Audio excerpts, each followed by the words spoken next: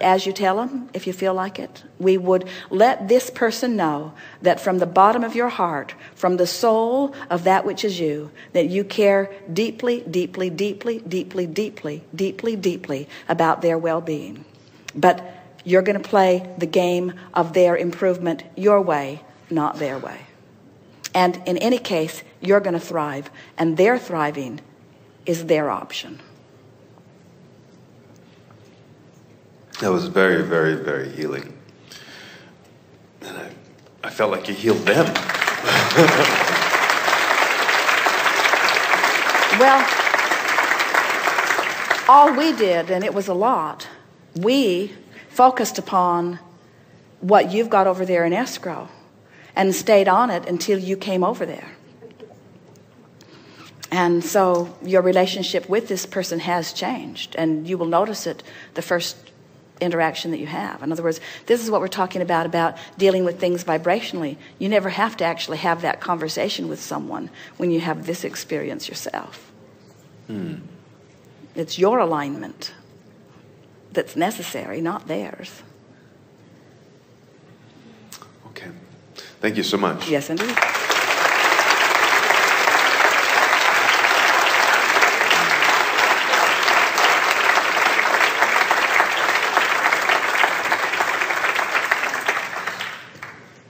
This is my first workshop. My heart is pounding. That's a good thing. I think so. I feel like I'm a person who has reinvented myself over and over again throughout my life. Everyone does. Yes, and I feel it maybe just as an expansion. And I feel like I need a breakthrough to let go of somewhere where I still see a little me. I feel like I've become a bigger me, and there's this little me still kind of holding me back. Well, use a softer word. You don't need a breakthrough. You just need more persistent habits of looking toward what you want. Breakthroughs are harder. Yeah. You have to be on the brink of a breakthrough to have one anyway. Okay. So I'm not on the brink of a breakthrough. But I have a plan.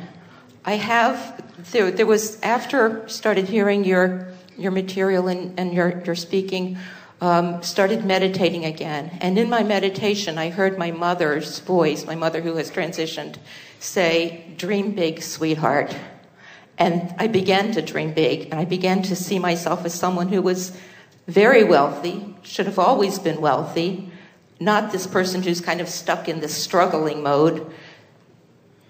We're buying lottery tickets every week, and we have the house planned. And when I look at that house, I feel a flutter inside, like, yes, that's my house. These are the things to come to me. And most of the time, I'm there, and I'm believing that it's... Well, you know, what we're feeling from you, and stay with us just a little bit, because we're going to help you sort this out. You're working too hard at the comparison between where you want to be and where you are. And in doing so, it always holds you where you are. We want to emphasize that life causes you to put the details of what you want out there. And every effort that you make after that is only for the purpose of lining up with what you've already put there. In other words, the effort that you're making isn't to bring about what you want to bring about. The effort that you're offering, or the effort that you want to offer, is just about lining up with what's already there. So as and we know we do this to you because we write book after book and process after process, and we talk about it endlessly, but we just make too much of all of this. Yes, of course you are supposed to be prosperous, and of course your vibrational escrow is full of it, and of course you have some patterns of thought that are keeping you from it, otherwise you'd already be there. But you don't have to keep having that discussion. Don't talk in terms of I need a breakthrough. Feel the difference between saying I need a breakthrough and saying I'm on the way.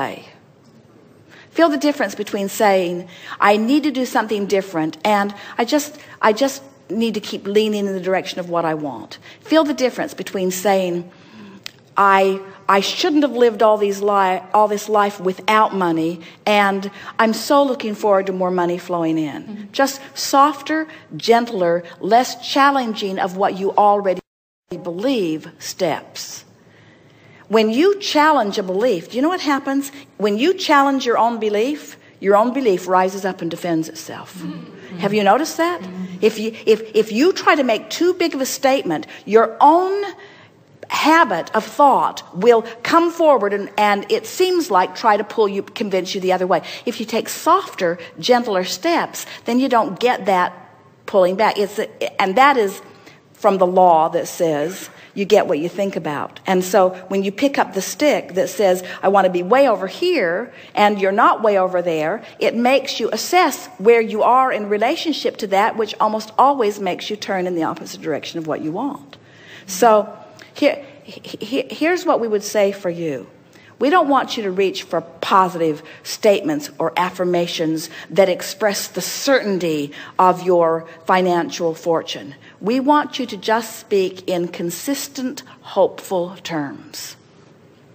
That's all you've got to do. It's all any of you have to do. If you will speak in consistent, hopeful terms, you know what most of you do? You speak in consistent, truthful terms.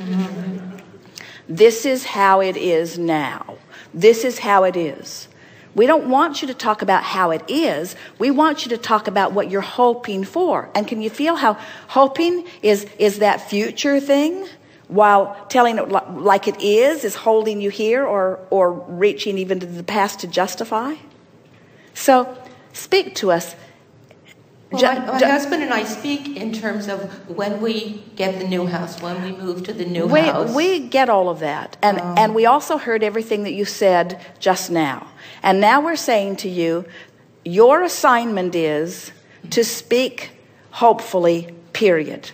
So now take that one encouragement. We hear your beeper. Take that one encouragement to be hopeful and make an effort to apply it to the words that now flow out of your mouth as you speak about what's coming.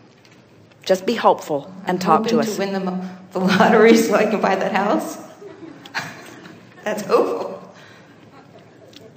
It is.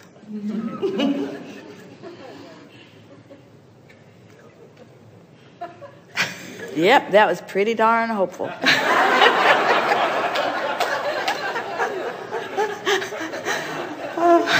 What's the feeling of hope feel like? Wishful thinking. I'm not sure about hope. Well, when you hope for something, that means it's a possibility. Okay. When you hope for something, it's possible. Okay. So I'm hoping to win the lottery. Right. I'm hoping to win the lottery.